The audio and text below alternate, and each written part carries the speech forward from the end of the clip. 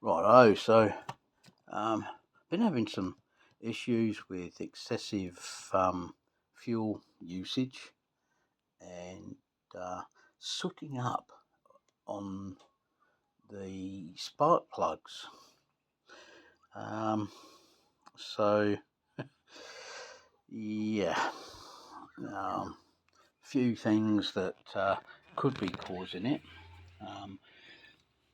One is this cap here. There's one on each carbie, and the little plastic elbow that connects to takes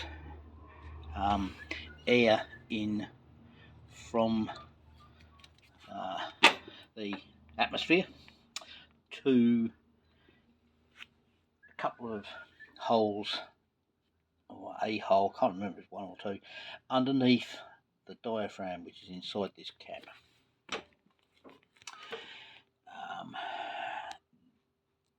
That's supposed to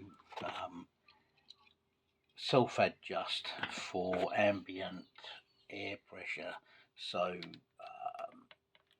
the carburetor adjusts for localized air pressure changes, which change all the time, as well as pressure changes due to altitude. And the other thing that I picked up trying to figure out what's going on is that the spark plugs could be of too cold. Well, it's winter here. We're about 20, 23, 24 degrees, something like that during the day. And I have been running BP5HS during the summer because they're a hotter plug, which means that they draw heat away from the engine more quickly than the standard plug, which is recommended for these engines, of a BP7HS. That's NGK numbers, by the way. So, okay, if these are too cold, they're not drawing away heat fast enough, so the engine's overheating. So, audio. I've had this, oh crikey, since the early 2000s. I've got a few different multimeters. Each one has got a different one or two functions from the others, and one of the extra functions this one's got is a temperature sensitive.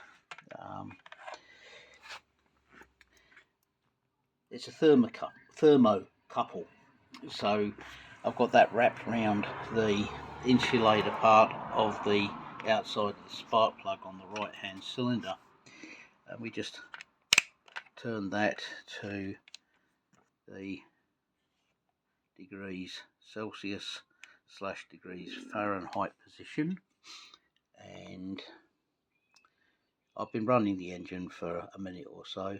There you see that's set to degrees Celsius, so it's sitting there at 30 degrees.